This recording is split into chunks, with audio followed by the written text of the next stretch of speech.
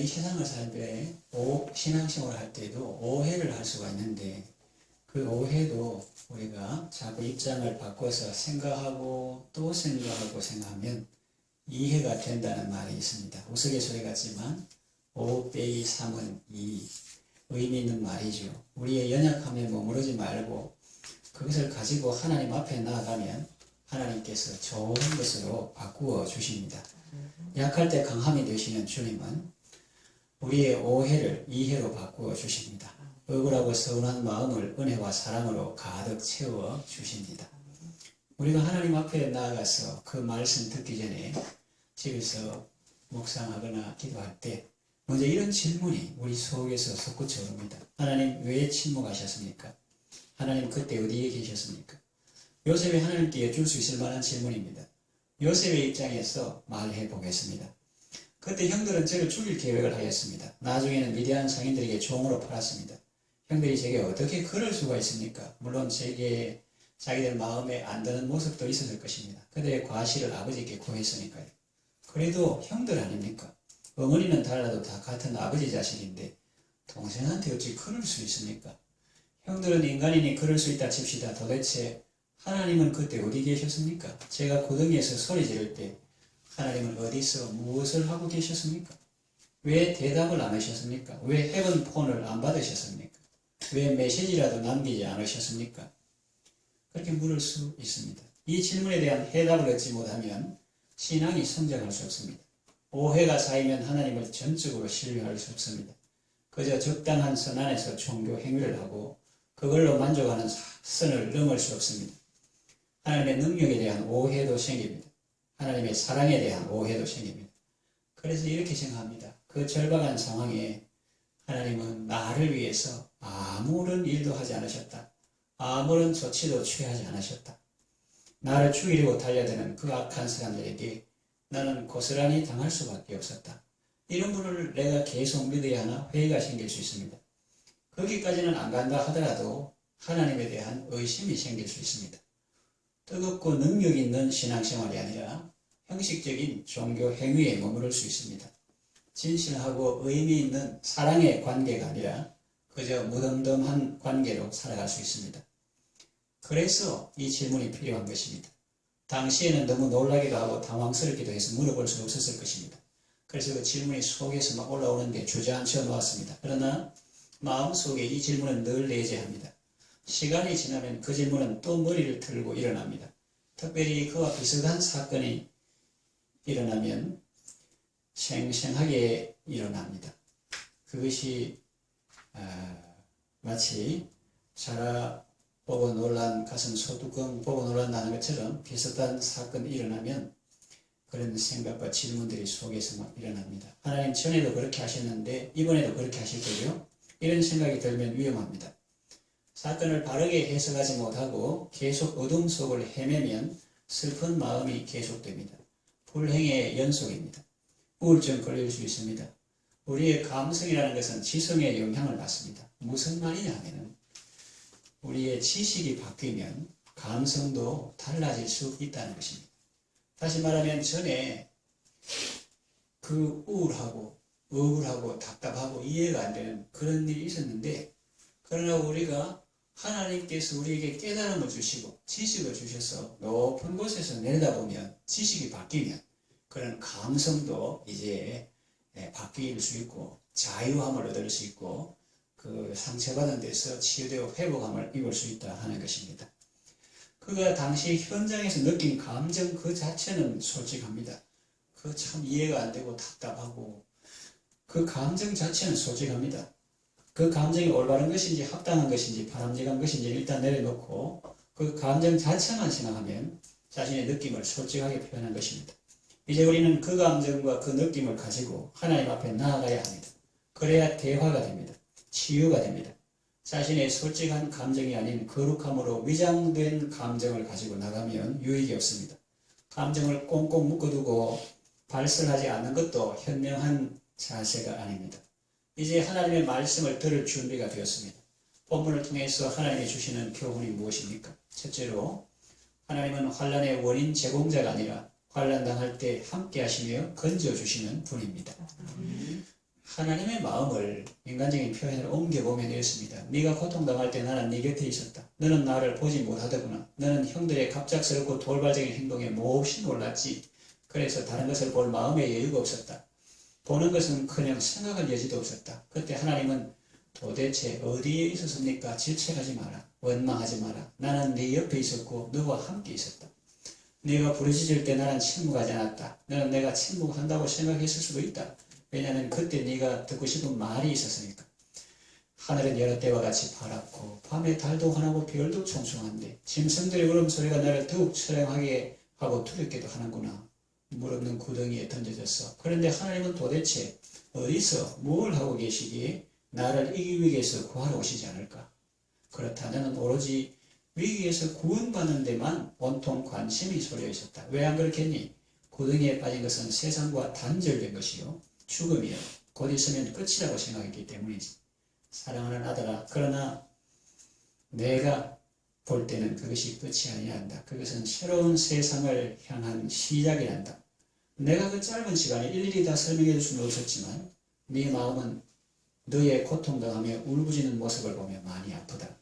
너는 지금 대화할 준비가 안 되었고 너무나 너의 문제에 집착하고 있어서 내 말을 들을 귀가 없다. 그러나 시간이 지나면 집착에서 벗어나고 나도 보게 되고 내 말을 듣고 서서히 알아가게 되겠지. 그러니 난 너를 버린 것이 아니다. 떠난 것도 아니다. 그 사실을 의심하면 안 돼. 믿음이 약해지면 세상을 이길 수 없다. 내 생각은 너희 생각보다 높으며 내 길은 너희 길보다 높다. 나는 환난의 때에 너와 함께 있었고 너의 부르짖음을 들었고 너를 건져 주었다. 그 환난과 고난의 시간들이 너에게 결코 만만치 않은 시간이었다는 것은 잘 안다. 그 모든 시간들 속에서 나는 한 번도 너를 떠난 적이 없단다.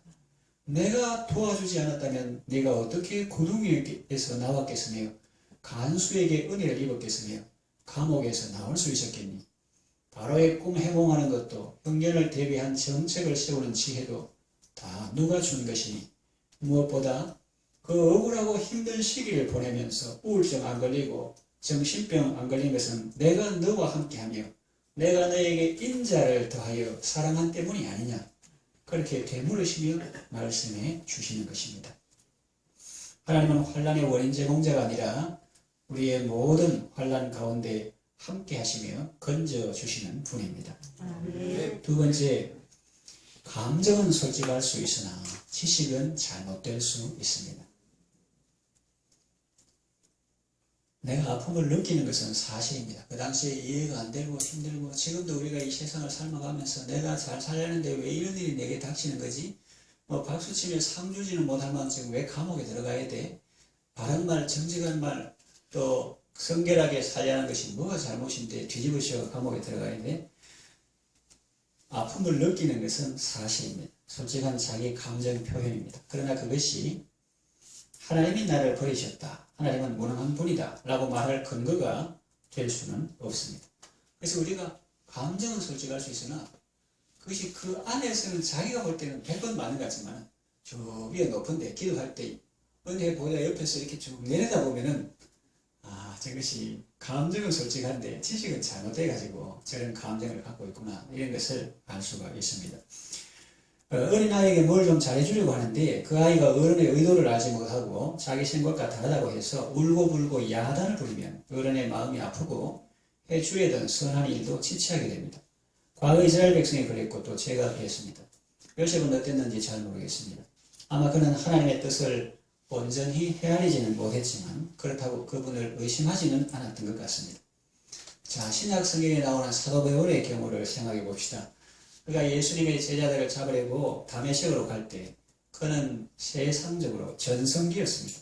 한참 잘 나갈 때였습니다. 그랬던 그가 한순간에 꼬꾸라졌습니다. 언제나 앞장서서 나를 따르라 하던 사람이 이제 소경이 되어서 인도할 사람을 찾는 사람이 되었습니다. 낭패였습니다. 참 슬픈 일입니다. 슬픔과 분노, 이것이 당시 그의 솔직한 감정과 느낌이었을 것입니다. 그러나 잠시 그의 영혼이 주님 보좌 앞으로 들어올려져서 자기의 처한 상황을 내려다본다고 가정해 봅시다. 그는 지금까지 가시체를 빗발질하고 있었습니다. 죽을 고생을 했습니다. 열심은 열심대로 내고 죄는 죄대로 짓고 고생은 고생대로 했습니다. 예수님이 그를 불쌍히 여기셨습니다. 죄악과 멸망으로 치닫는 그 길에서 돌아서게 하셨습니다. 그리고 주의 얼굴 빛을 비추사 구원을 받게 하셨습니다. 시편에 보면 이런 기도가 있죠. 주여 우리를 돌이키시고 주의 얼굴 빛을 비추사 우리로 하여금 구원을 얻게 하소서. 그 시편 기자 말 그대로 이루어졌습니다. 에게도 하나님이 은혜를 주셔야 하는데 우리를 돌이켜 주시고 주의 얼굴 빛을 비추사 우리로 구원을 받게 하소서. 그렇게 주님이 돌이켜 주시고 얼굴 빛을 비춰주시고 그로 하여금 구원을 받게 하셨던 것입니다. 인생이 연약하고 미련해서 하나님이 좋은 선물을 주시는데 슬퍼하고 있습니다. 멸망길로 치닫는 인생에 브레이크를 걸어 멈추게 하시고 생명길로 인도하시는데 그 당시 사도 바울의 솔직한 감정은 죽겠다고 야단입니다. 하나님과 코드를 맞출 수 있으면 얼마나 좋겠습니까? 사실을 알면 기뻐하고 춤출 일인데 그저 눈앞에 벌어진 일만 보고 슬퍼하고 앉아있으면 되겠습니까? 하나님께서 우리의 영혼을 보좌 앞으로 끌어올려 주시기를 바랍니다. 믿음의 눈으로 자신을 바라보고 감사와 찬양으로 하나님께 영광 돌리게 하시기를 기도합니다. 세 번째, 진노하심에 맡기는 것이 지혜입니다. 사람들은 노력을 다할 때 자신을 괴롭게 한 사람들에 대한 미움과 복수의 생각이 마음에 일어납니다. 생각대로 되었으면 좋았을까요? 오히려 끔찍할 수 있습니다. 요셉의 경우를 생각해 봅시다. 요셉의 경우를 생각해 봅시다. 하나님, 저것들이 인간입니까? 인간의 탈을 쓴 짐승입니다. 악마입니다.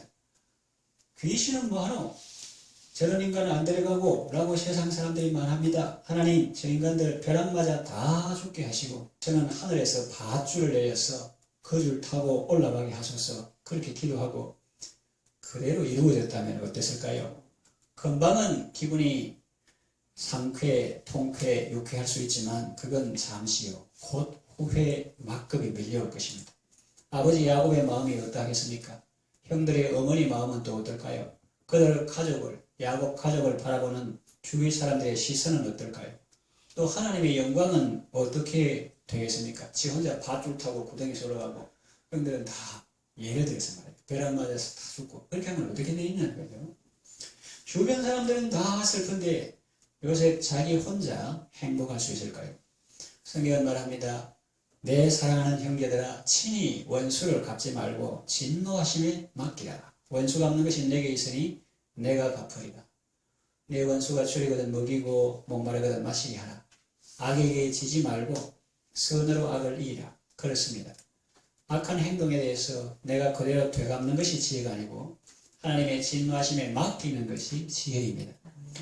원수를 자신이 갚는 것이 좋게 보여도 그렇지 않습니다. 우리는 정확하지 않기 때문에 이 눈이나 귀나 이 측정 감각 이런 것이 정확하지 않기 때문에 과도하게 갚을 수도 있고 잘못 갚을 수도 있고 갚으려다가 오히려 자신이 손해보는 경우도 있습니다. 하나님께 맡기면 하나님께서 가장 지혜로운 방법으로 해결해 주시는 것입니다. 세월이 지나고 보니 유다도 많이 변했습니다. 다른 형제들도 많이 변했습니다. 물론 좋은 사람으로 변했죠.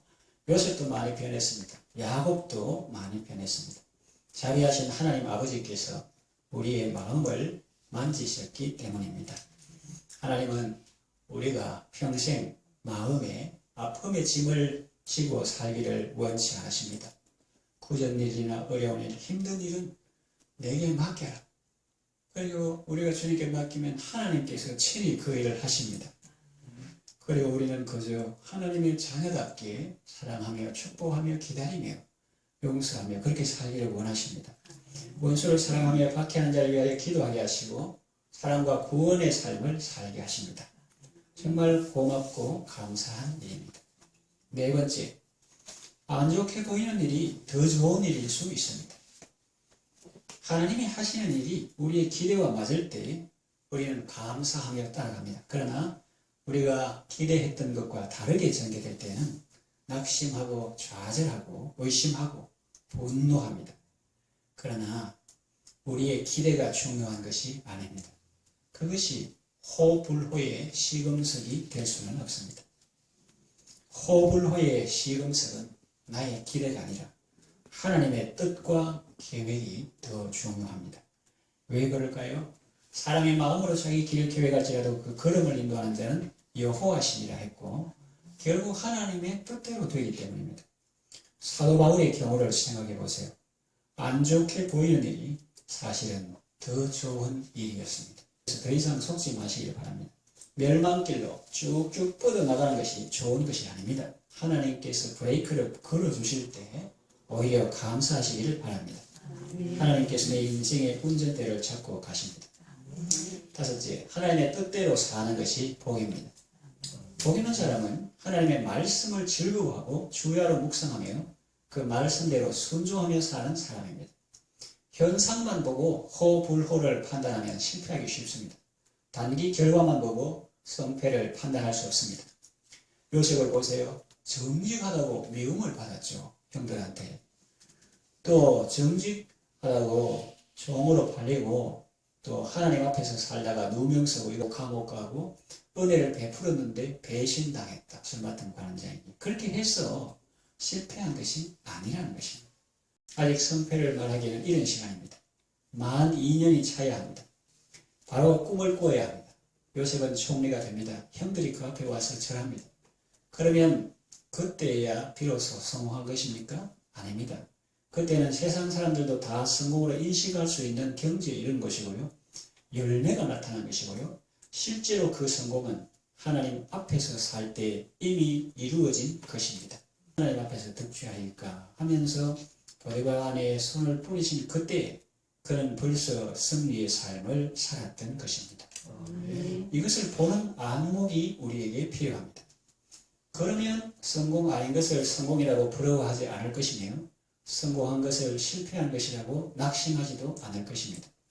어떤 상황에서든지 그리스도와 연합하고 말씀에 순종하는 삶이 승리하는 삶이요 성공하는 삶이요 복된 삶인 줄로 믿습니다. 그 열매는 시간이 지나면 나타날 것입니다. 넣는 것 같이 느껴질지라도 때가 되면 반드시 열매를 맺습니다. 자연 계시를 통해서 보고 있지 않습니까?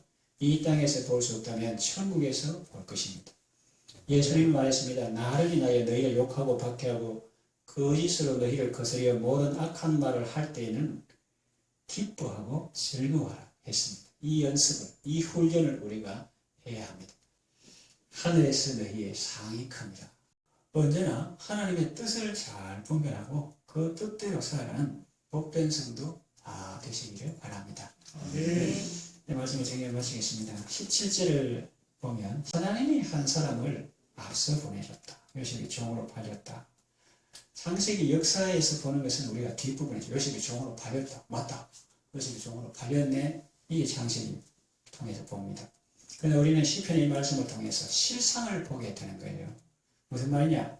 사람들이 볼 때는 종으로 팔린 것이지만 그것은 하나님께서 기근의 때에 앞서 보내신 것입니다. 말씀을 통해서 우리는 요셉뿐만 아니라 언약의 백성들을 향한 원대한 계획과 사랑까지도 볼 수가 있습니다.